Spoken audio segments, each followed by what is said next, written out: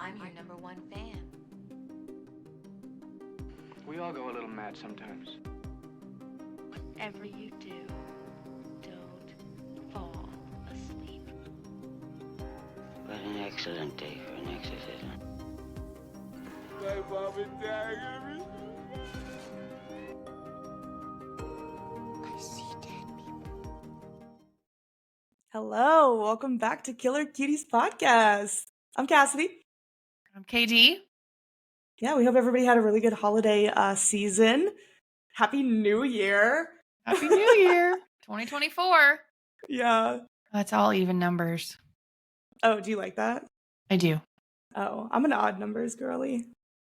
Well, I like odd numbers. I just like it when they're all odd numbers. Okay, you like just consistency. Yes. Mm-hmm. Yeah. That actually checks out. That's very on brand for you. Thank you. Today we're going to talk about Babadook. The Babadook. Yeah. I'm excited. Yeah, me too. There's some news in the world of horror, though, we could touch on first, if you want. Oh my god, I would love to. Touch the horror Okay. news, please. Touch it? I'm touching Yes, it. Touch it. So we got some Golden Globe representation this year. Yeah, Golden I saw that. Yeah. January 7th Mm-hmm.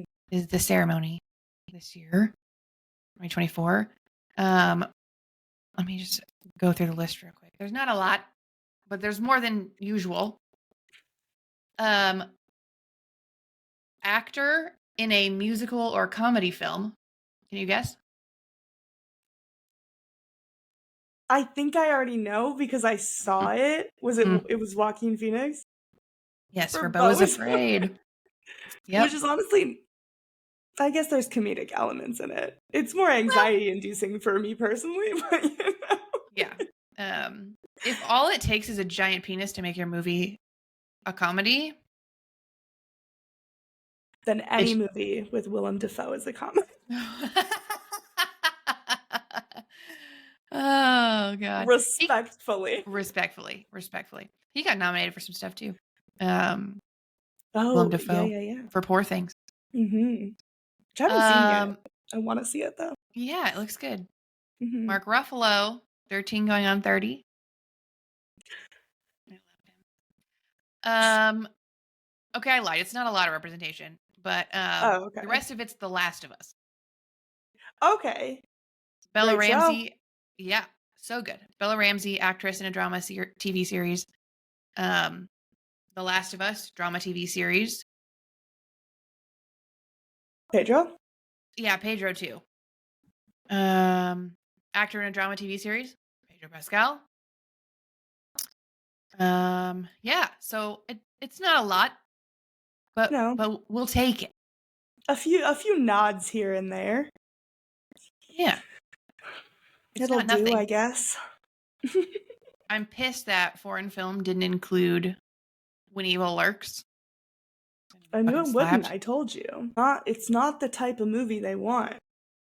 Catastrophic. They will never recognize horror, Katie. They just won't. It's just not. Give it up. Stop trying to make the Golden Globes happen. They're not gonna happen. Yellow Jackets. Yeah? Yeah. Female actor in a supporting role on television, Christina Ricci. As she should. Yeah, she was iconic in that. So good. I actually still haven't seen the second season though. Oh, me neither. Whoops. I forgot there was one. I'm just really I'm sorry.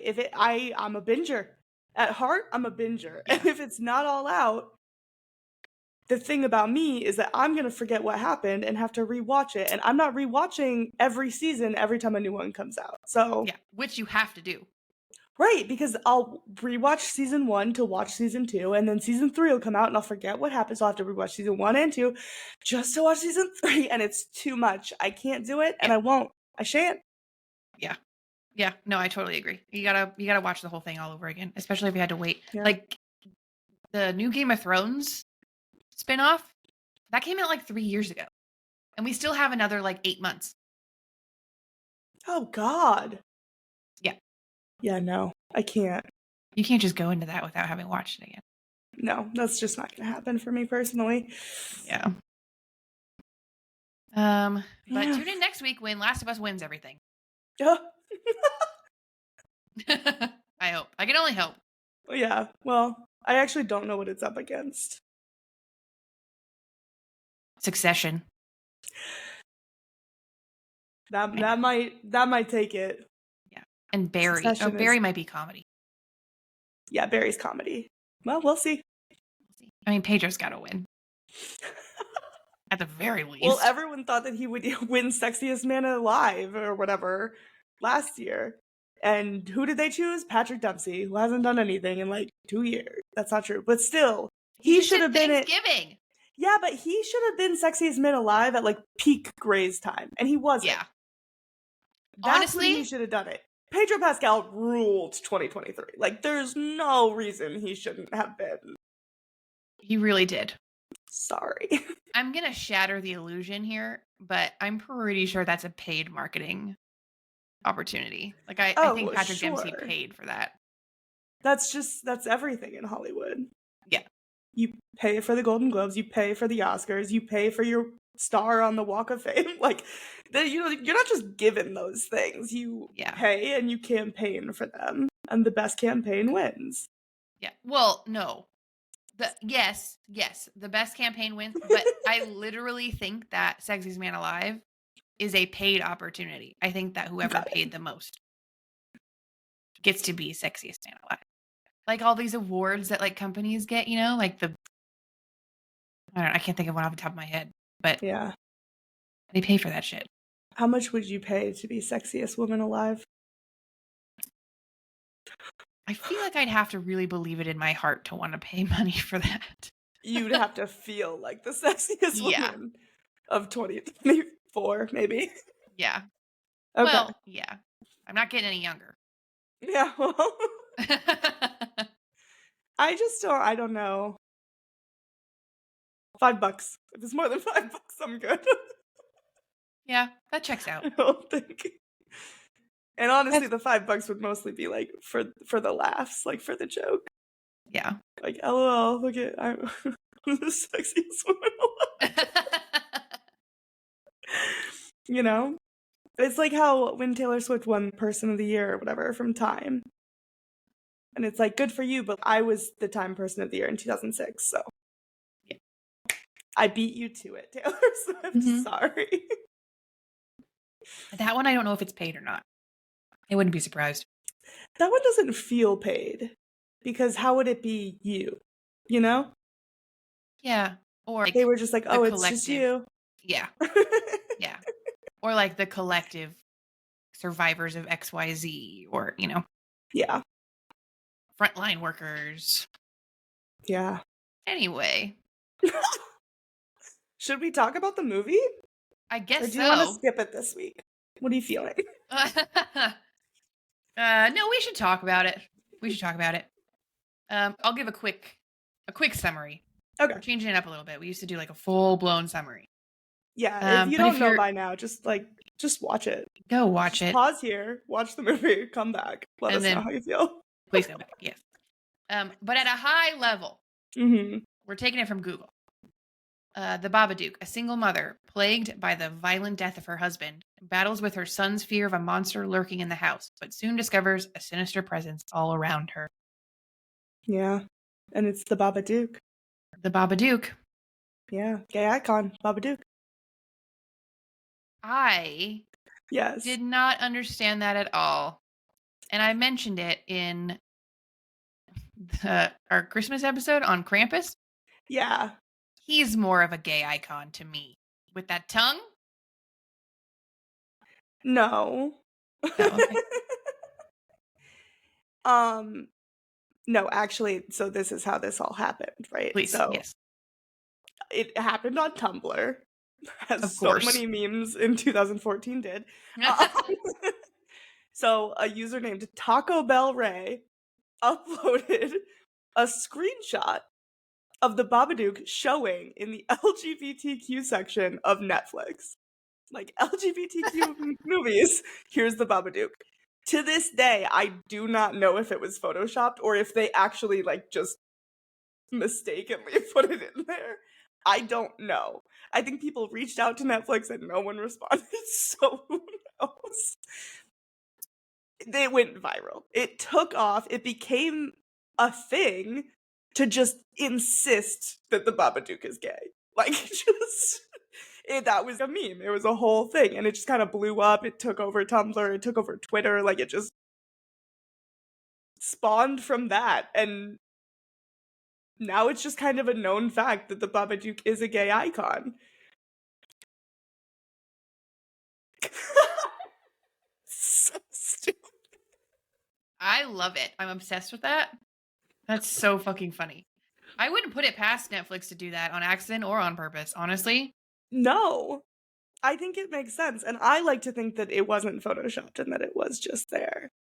But yeah, people have definitely made a lot of jokes about it and kind of taken it. But I do think like if you kind of think about it, it could be kind of a thing that gay people connect to. Did you connect to it? Obviously, I connect to the No, I don't know, but it's, I think it's very clear in the movie that it was intended to be a symbol of grief, right? The mom literally goes through the 5 stages of battling the Babadook, lands on acceptance by keeping it in her basement. Feeding it worms. Accepting its presence. But so I think that that's the main thing. But I do, think there's correlations between like depression and not being able to be yourself and things like that fuck it could be like you could actually make a case that the Babadook is obviously a gay man. Yeah. I mean, I'm not arguing with you. Yeah, thank you. You're welcome. I also related Yeah, to the Babadook, Babadook. himself. Well, both. But because he is just a manifestation of her feelings. I saw it more as a manifestation of like just generalized depression as opposed to grief specifically. Yeah. And I made connections throughout the entire movie of like, oh my God, yeah, that's exactly how that is. Oh my God, yeah. Yeah. Because like and like not to bring down the vibe, but as a mom of a younger child with the mom, I have depression. My kid doesn't have depression. I have depression. Sometimes you just want to lay in bed and you don't want to hear your kid talking to you. Yeah. It's so hard. I was just thinking about, as I was watching, I was thinking, I am so fucking lucky to have Dylan be able to just take over or pull me out of a spiral or get me out of bed. Mm-hmm. Because otherwise, I could see myself in the mom situation. I mean, obviously, I would never do anything to hurt my kid. But, and that's one of the things that I guess the director heard a lot from moms who saw this movie was that thank you for saying the things that have not been said, because there are definitely days where I would rather just be sitting in bed, laying in bed, crying, yelling at anybody who comes into the room. You know what I mean? Yeah. Yeah, it was like I cried during this movie a lot. Yeah. It's incredibly emotional and a very good and accurate representation of what it's like to be a parent with depression. There were like some female critics who kind of looked at this and said, oh, we don't like that portrayal of this mom the mom would never do that to her kid. And that's not true. There are moms who have done that. But also, like you said, there's moms who just get overwhelmed because motherhood is very, very difficult. Parenthood is really difficult, and you're not really prepared for that. I think a lot of us are told and grew up as kids saying, oh, you get married, you have kids, and that's just how it is, but you're not really prepared for how difficult it can be. So yeah, I think it was kind of good to show that aspect, especially since postpartum depression is a huge thing. Well, I mean, and this isn't necessarily that, but that is a lot. I remember like watching a documentary about postpartum depression and how like this woman was like, I had to leave. I had to take a break and go stay, like leave my husband with my kids because she kept like wanting to hurt her kids because she just didn't know how else, like she just wasn't dealing with it. Yeah. And so she like thankfully removed herself from the situation. But it's a very real thing that happens that people don't want to talk about, but Yeah. Yeah. And especially going through that after your husband having died. oh, Yeah. No way. can't imagine. Yeah. Yeah. It'd be game over. Yeah. But it's good though that you connect into it, even not through a grief aspect, but through a mental illness aspect, because that's kind of what she meant. Obviously, in this movie, it is very much about Amelia's grief. But Jennifer Kent, the writer and director, had said that American distributors were down to help with the budget under the condition that the Babadook would be killed in the end. And she said no. Because to her, the Babadook represented mental illness and trauma and grief, all of these things that people deal with that they don't go away. You deal with that your whole life. And she was like, I don't want to give the impression that you can just kill it and return to normal, because it's not how it happens. You kind of have to just accept it and learn to live with it.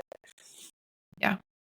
Yeah. So, yeah. At the end, when he was saying, the son was saying, you know, oh, it's getting so much better. Like, ugh. Like it's something they're working on. Yeah. And I kept trying to like make the parallels between Babadook and mental illness. Yeah. And every single thing that happened in the movie, I could be like, yeah, that, yep, yeah. Even the bowl of worms, digging for worms and like feeding. Honestly, you never know like what you're gonna need to pull you out of it. You know what I mean? And it Yeah. very well could be going and digging for worms with your kid. Literally, my kid and I just went to a worm farm the other day. Oh. And we were hanging out with worms, and it was so much fun. We had a great time, and it's just those moments are moments that kind of just pull you out of it, you know? Yeah. So yeah, it was totally relatable and timely, having just gone to a worm farm. Yeah. It's kind of funny because when this movie first kind of came out and was big in America, because it didn't do well in Australia, and then it got internationally distributed and actually did well. Yeah. But I watched it, and then I had a friend in retail who was like, oh, should I watch this movie? And I was like, yeah, absolutely, watch it. And she's not really into horror movies, so she was not excited. And so she comes into work the next day and she's like, Cassidy, like, I couldn't finish it. It was too scary. I had to turn it off. Like, you have to tell me how it ends. And so trying to describe that, like, oh, they keep it in a, like, as a pet in their basement and feed it worms. She was like, she thought I was fucking with her. She's like, you just want me to watch it. And I was like, no, that's literally, that's how it ends. And it sounds so stupid, but like, it's really, I mean, the whole thing is not even that subtle of a metaphor, so it kind of makes sense when it's in the movie, but just saying it out loud, I was like, oh, yeah. Yeah, it does kind of sound dumb. Stupid. But it was not. No. Yeah, it really worked. I did. loved the like art aspect of it. I guess a lot of Babadook himself was stop motion and not CGI, which was one of the stipulations of the directors.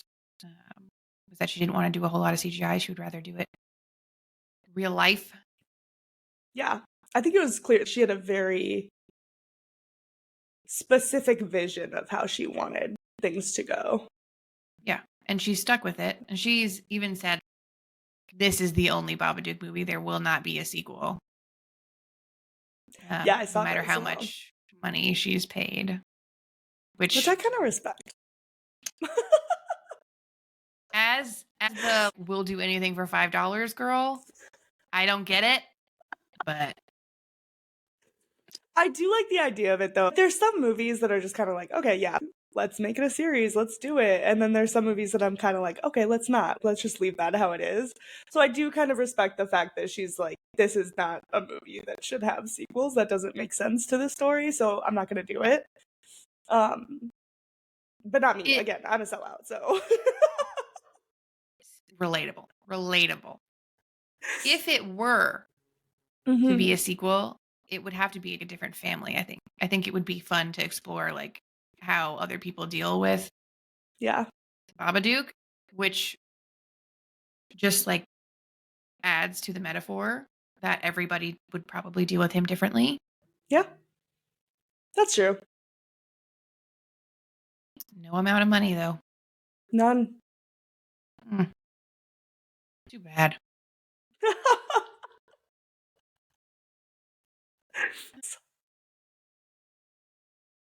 Oh, I guess she was like very Jennifer Kent was very careful when it came to Noah Wiseman, who played Samuel, the kid. Like she kind of gave him like a child-friendly version of what the story was about. And then he wasn't present for any of the scenes where like Amelia was abusive to the kid. And Kent said, I didn't want to destroy a childhood to make this film. So props to her, because some people wouldn't care. Yeah, we need more women directors. We just said this in a recent episode. That's a very woman director thing for her to do. Yeah. Props to her. Yeah. Which is great. I feel like he probably grew up and was like the kid from The Shining. It's like, wait, I was in a horror movie? All I had to do was ride a bike around a hotel. Yeah. Which is crazy that like that kid was protected, because the rest of the cast was not. Shelley Duvall she was fucked up by that movie. Yeah. Yeah, Kubrick, and she just released a new horror movie. Yes, she did. The kid who played Samuel was also like a lot younger than they had intended on casting. They were auditioning 8, 9, 10-year-olds even. But he beat out everybody just because he had this like innocence about him. And I know how you feel about him, but I thought he was an incredible actor. He did a very good job. I didn't say he did a bad job. He is a terribly annoying. This movie it's birth control for me. See, I'm sorry. Him screaming and stuff, like I just couldn't do it. I couldn't. I'm not a parent. I don't have that instinct. Yeah, I did not feel that way at all. It genuinely tore me up when he would be like screaming in the back of the car because his mom just couldn't like get herself out of it enough to talk to him, or like, you know, Mom, I'm hungry. Mom, I'm hungry. Mom, I'm like, he's just fucking hungry. Like he's not doing it to be annoying. He's hungry. Oh, yeah. Like it's just he's a kid. Yeah. And that's why I can't be a parent. Yeah, I guess so. Yeah, because those were the scenes that fucked me up the most. Like especially the scene where he was hungry and she couldn't drag herself out of bed, because I could see that happening. If I didn't have Dylan, there would be days where she would have to fend for herself. Yeah. Well, I'm sorry to Samuel. Thank you. But you're annoying as shit.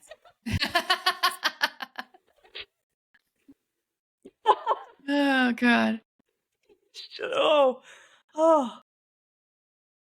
I can't. That's like when did you ever see the War of the Worlds movie with Tom Cruise in it? No. Is there an annoying kid in that one too? So Dakota Fanning plays his kid in that movie. Oh. And a little bit I don't know if it was a year or 2 years or something after that movie came out, some entertainment source did a user poll that was like, what would be the most useless thing to have in an apocalypse? And she won. Dakota Fanning's character in that movie won the entire thing because she was that annoying. Oh my god. So it kind of reminded me of that. If I'm dealing with a Babadook, I can't also be dealing with this kid. Oh my god. Literally the only child I can think that really bothered me in a movie, and it's actually a pseudo horror movie, is the girl from Jurassic Park. Oh, the little blonde one? Yeah. She bothered Okay. the shit out of me. Because she just kind of I stood don't there and remember stared it. a lot. She had a very starey face. The whole fucking movie. Yeah. Yeah. She wasn't annoying though. She was just useless. Well, she's a kid. How much can she really do, you know? Yeah, I guess that's true. Did you watch the short that this was based off of, by the way? No, I didn't get to watch that, and I didn't get to watch neither. the documentary. There's a I didn't even know there documentary. was a documentary until you said that. Yeah, it's called His Name is the Babadook. The making of the film Babadook. Yeah, it's like 40 minutes long. I was desperately trying to watch it before we chatted, but I could not find it anywhere. Maybe it's fake. Yeah, I don't know. It would be interesting though, because again, I think like she had a very specific like idea. For a while, I think she even said that she wanted to shoot this entirely in black and white, and then she kind of decided never mind. But yeah, I thought that was interesting because she didn't go to film school. She went to school for acting. That's right. With what's her name? Mom. The mom, yeah. Essie Davis. So she went to school with her, and that's how she knew her and got her in the movie. But then she kind of lost interest in acting, and she sent a written proposal to director Lars von Trier and was like, hey, can I come assist on your film? She was filming Dogville at the time, and like learn from you. And so she calls that experience her film school. And she said that the thing that she learned the most is to be stubborn. So I think that's why like she sticks to her guns, is that's what she learned from him, which I guess makes sense. He has a very specific, I feel like you can watch a movie and know that it was from him. So what has he done? He did the Nymphomaniac series, he did Antichrist, he did The House That Jack Built. Some of them are on the list, some of them are not, but he's controversial, so Oh. Yeah. Yeah. But his movies are out there is a lot of, he has his style. Okay. I'll say that much. Yes. Has Jennifer Kent done other movies? I don't know if she's Directed. off the top of my head. I don't know, but I can look it up. The Nightingale director, which has a better reviews than Babadook. Interesting. Yeah, that's it. Dogville, Monster, Babadook, Nightingale. Looks like she did an episode of Guillermo del Toro's Cabinet of Curiosities as well. Yeah. But yeah, not a lot. She acted in Babe, Pig in the City. Hell yeah. I don't even remember that movie. No, me neither. I remember the first Babe. I love the first Babe. Oh, okay. Oh, she has 7 director's credits. Oh, 1 upcoming. Alice and Frida Forever. Romance between 2 young women in Memphis during the late 19th century. Ends tragically and captures the attention of the United States. Oh, another gay movie. Wow. She's for the gays. She's for the gays. Maybe she did it. Maybe when she was putting, oh my God, there's a movie called How the Duck Stole Christmas.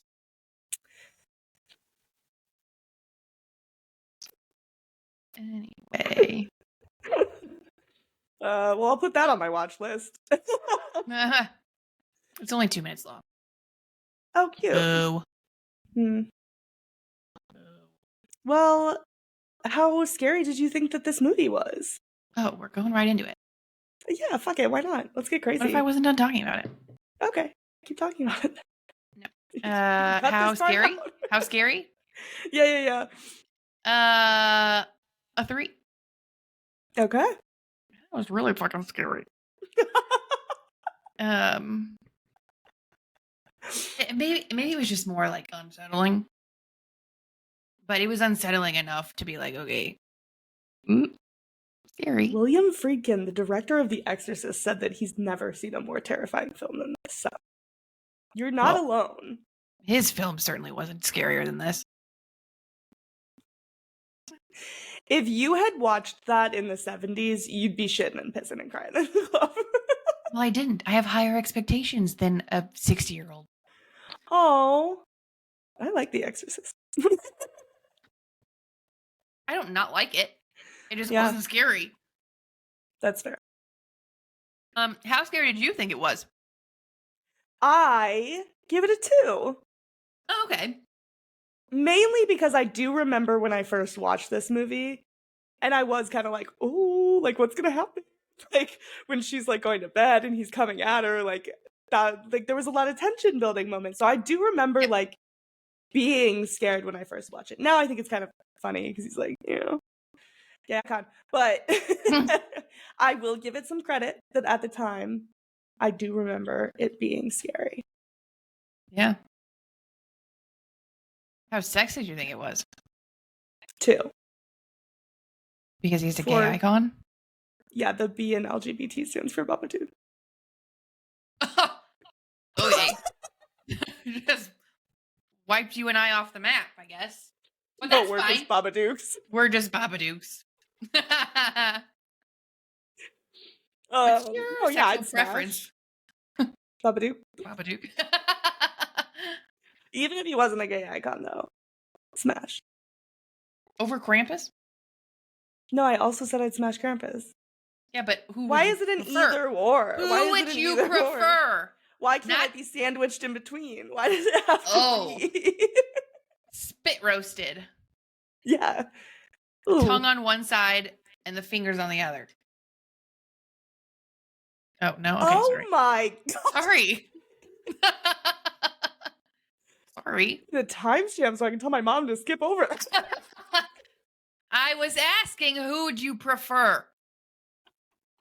Krampus I don't know. or Babadook? There's more of Krampus to love. But Yeah, but Babadook Babadook's is got that like literally... shadowy, like Wait, we literally just talked about your type in men. How it's tall, skinny Halloween boys. That's literally the Babadook. I did moments before we pressed record say that Jack Skellington is my ideal. Yes. Babadook is not far off. He's hot. You can't watch Nightmare Before Christmas and tell me that he's not hot. I can. No. Think about it again and then change your answer. Yeah, he's not hot. Thank you. But of the 3 now, because you still haven't answered the fucking question, I don't Krampus, Babadook, and Jack Skellington. Fuck, marry, kill. Let's go. No. Yep.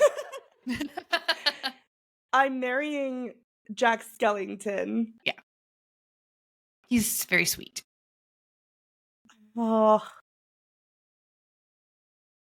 I swear I to think God, I'm if you fucking the kill Babadook, Krampus, and I think you're I'm killing killing Krampus.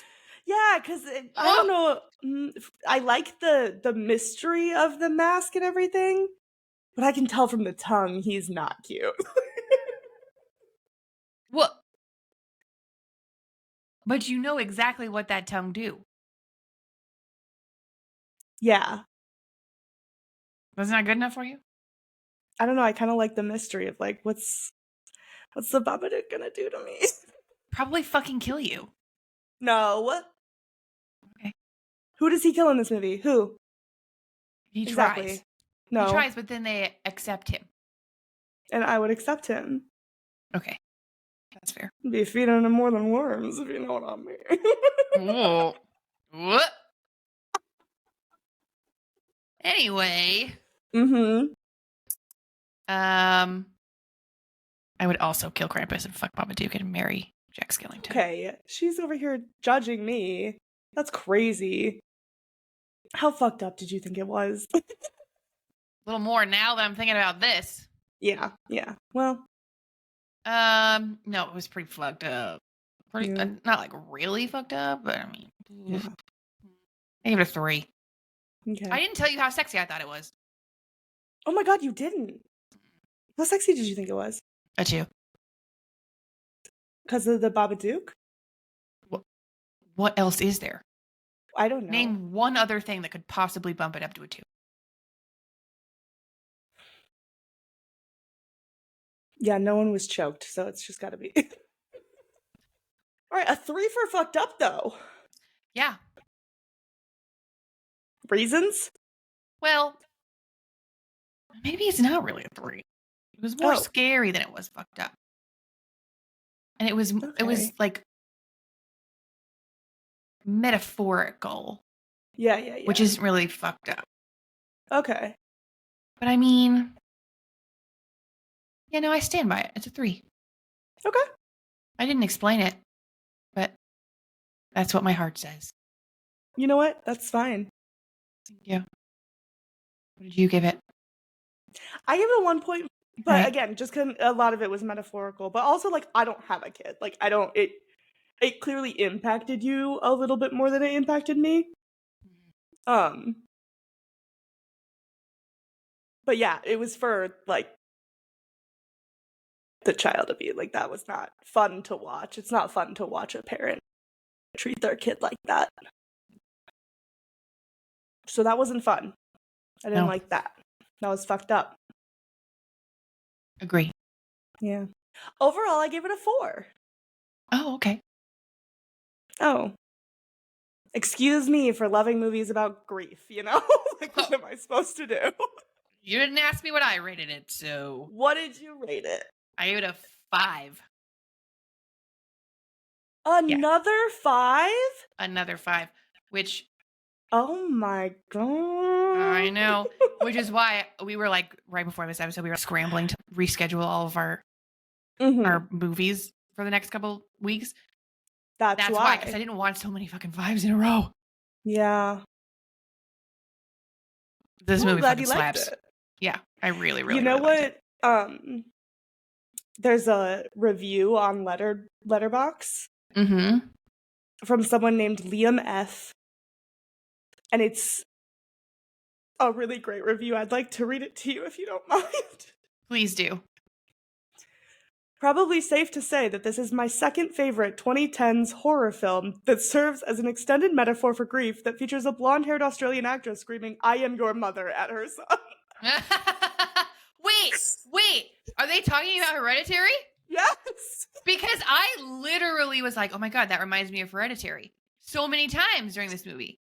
Yep. That's so fucking funny. That's fucking funny.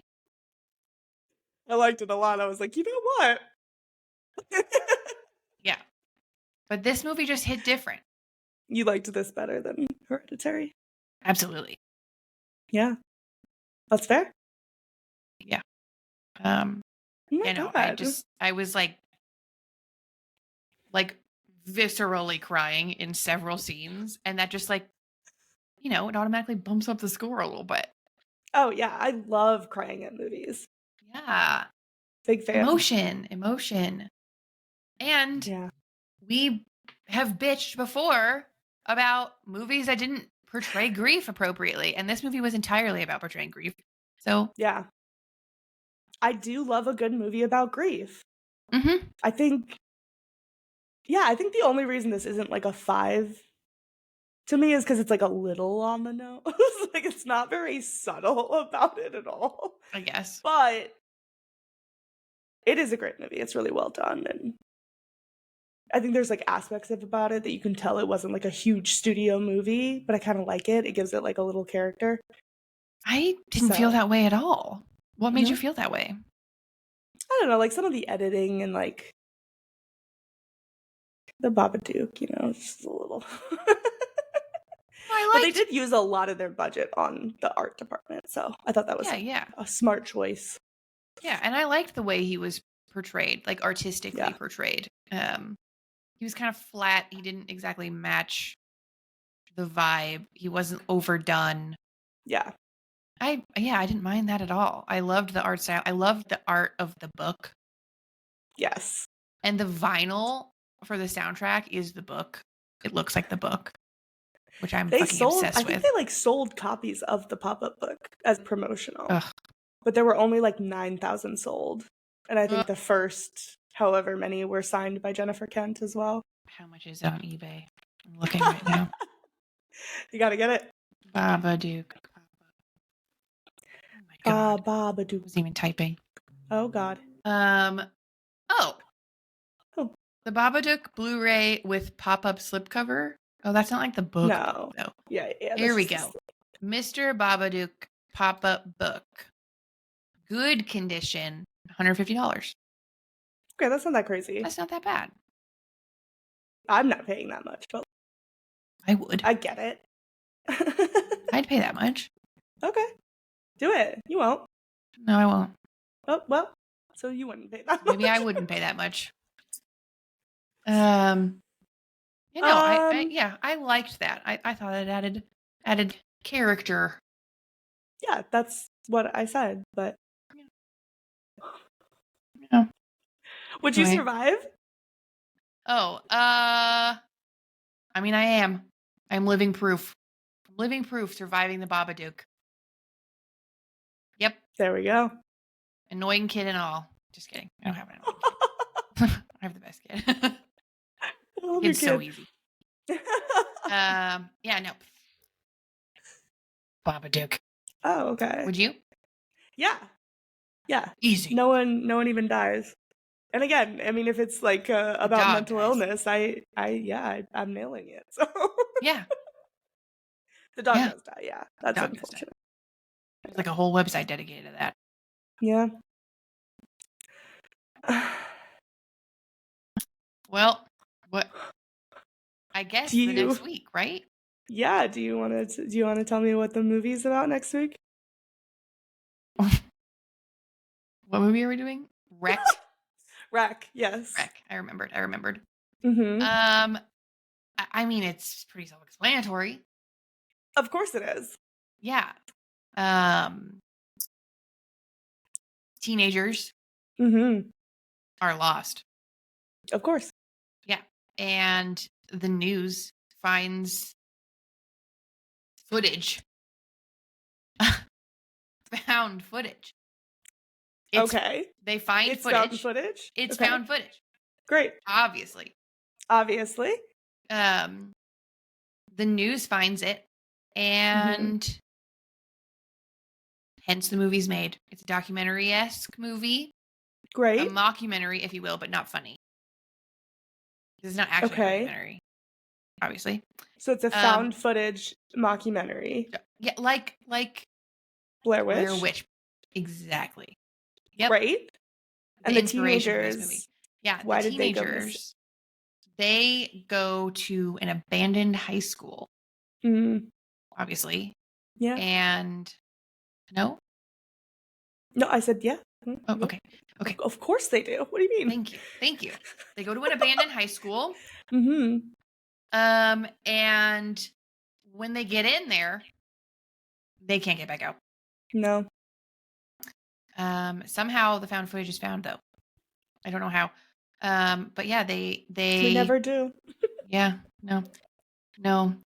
Just like every found footage movie, they go looking for trouble and they find it. And one by one, they are killed. Fuck around and find out? Yep.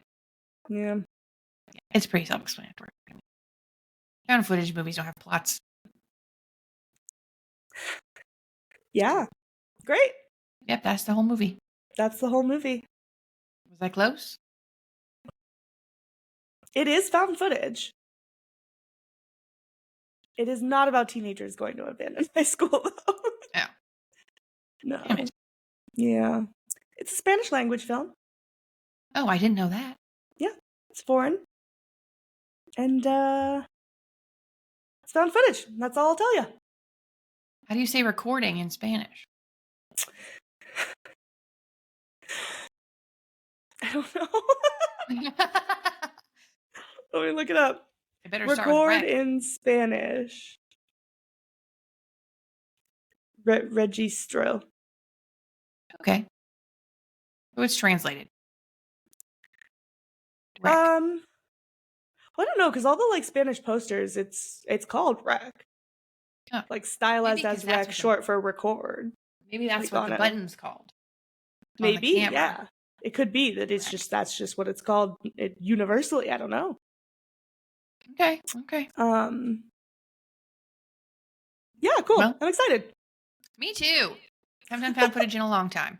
Yeah, it's been a while. We've only done one. Is that true? I think so.